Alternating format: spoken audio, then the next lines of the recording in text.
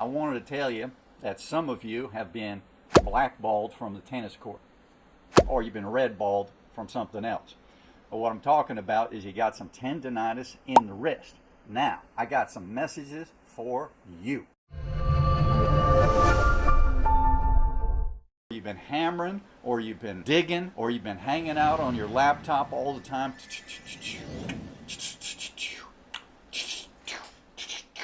Too much time on the wrist. And we got that wrist is leaning down this way, and tendency gets pulled back that way on the forehand or on the forehand volley. It gets pulled a lot. Very rarely the one-handed backhand people hurt their wrist with the backhand. It's just the way it goes. It's the forehand that tends to hurt the wrist because you're going back. And look at that extension right there. Your tendon's getting hit. A lot of pressure on that when it's extended.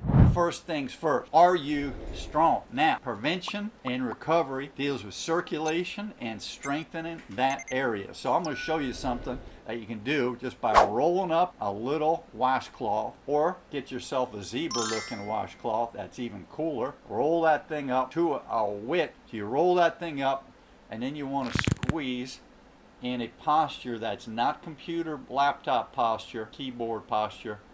It's up in this area or this area. This is the best right here. It's open from vertical just a little bit. Kaboom. Do those stretches while you're doing your walk, while you're doing a workout. I do my ab standing crunch kicks, and I'm squeezing these puppies for 5 to 8 minutes. If I'm going on a run or a hike, I might be doing this for 20 minutes. Imagine your strength, shoulder down. It's a shoulder down move. It's not just a wrist in isolation. It's the whole thing is engaging. You can feel that all that down there is engaging all the way down. So I've been doing that for around about 30 years. So I'm 61, I got strong wrists, and I got strong hands from doing this. It's not easy to do all the fingers, but we'll get to that in another video, finger exercise. But this does a little bit of finger, and you want to squeeze from the pinky up to the rest of the hand. So that's your move. You see how I'm doing that? Pinky up to the rest of your hand. You don't want to be this way too much. It's just not fun. You want to be somewhere in here, slightly open from vertical. So there it is, and you can play around with it as you're doing your crunch kick. Or you can be throwing a little dancing move.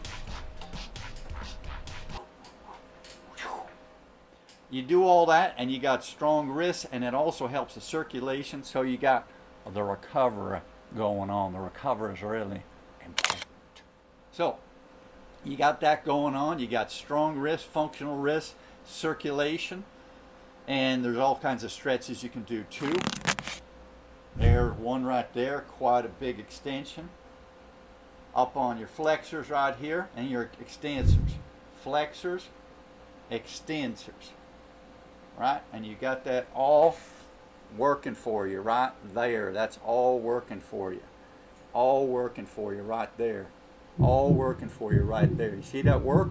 That's what we want. We want work. I see so many people go into the doctor, physical therapist, what have you, with carpal tunnel. Western medicine says, you got inflammation, you got some dysfunction. We're going to put a brace on it, and we're going to give you some anti-inflammation, and if that doesn't work, we're going to do some surgery. Oh, very bad advice, very bad advice. Shame on you, Western medicine. Shame on you. Not once, and I'm sure you're out there, but I haven't heard it, and I've been asking people with the wrist and the carpal tunnel problems, how much did your people tell you to do strengthening exercises? Not once in at least 28 years. I've been asking people, a lot of people in the education system, a lot of people in the organizational system were on the computer all the time, and then reaching for the old phone in the old days. They getting it, phone, computer, even the typewriting. Typewriting getting the problems. Never have I heard anybody tell anybody to do some strengthening exercises. I don't like the big wrist strengtheners. One, if it's plastic, it's pulling on your tissue. If you got the foam in there, I like it a little bit more. That's good. But it's too much out here. I want to get you in here. That's the move we want. We want to get down to the closed fist. See how that goes on the end?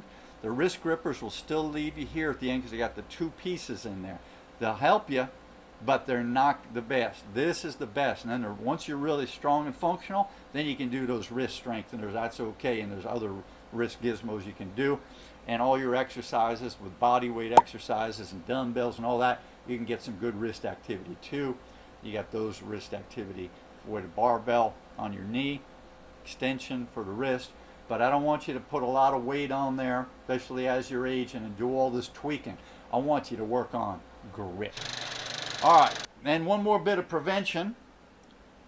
If you're traveling, this is one of the things I take with me. This is your little grippy deal, and it's so grippy that it's just the ultimate in grip. And you take that puppy down and you put it over your cap, and after you've knocked your cap on something hard, hopefully not doing any damage to anything, you put that right on there and it pulls right off. Talk about the friction. Talk about helping your pad if you don't have a lot of hand pad. Thin people like me have a little bit thinner hand pads, so you don't want to hit your bone and be working that too hard. So there's your grippy little thing. Especially you elder people, get one of these, and especially you couch desk and car potatoes without a lot of strength, or you got small hands, or you got not a lot of fat on your pad. You want to bring one of those with you. And we got the exercise for prevention, and we got to keep the anti-inflammation going. So when we eat, unfortunately, because our meat isn't full of omega-3 like it was in our great-grandparents' time, when the cows are eating grass like they're supposed to, and the chickens were outside eating things they're supposed to, and the pigs the same thing. Now we're feeding everything corn, soy, and other things, and they're all full of inflammation, and they don't have enough omega-3. So there's your omega-3. You got to find a good source. I can't tell you if this particular source is good.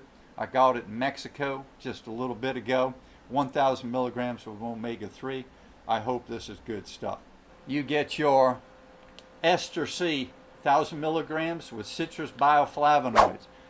Not the best in the world, but pretty darn good. Your ester C, not ascorbic acid. Get off of that ascorbic acid and get off of foods with ascorbic acid in them. So there's a couple of things you can do for inflammation. You can sleep well. There's your melatonin. I don't want you to take melatonin every day. And I want you to take these 3 milligrams and break them in half so it's only 1 or 1.5 milligram. And it's not a pill that makes you do things like nutrition. It just resets something, starts your clock over for the sleep cycle. That's the attempt. Doesn't always work, but that's an attempt. But I don't want you popping this like a pill. That's for emergencies only. Better thing to do, this kind of tea and your bedtime tea. You want to do things like that. You got all that. A little bit of prevention. Take your magnesium through Epsom salts. Take a bath with Epsom salt. You get your magnesium right through your skin. Here's your citrate. You can take your citrate. There's 3 magnesiums, and I'll list them down below if I remember. But your citrate is one of the good ones that you can take. Magnesium citrate. This one happens to be 150 mg. And there you go. Vitamin D, especially you folks in the winter being inside all the time. Make sure you take your vitamin D3. Sifu Slim, asking you to please like and consider subscribing right now.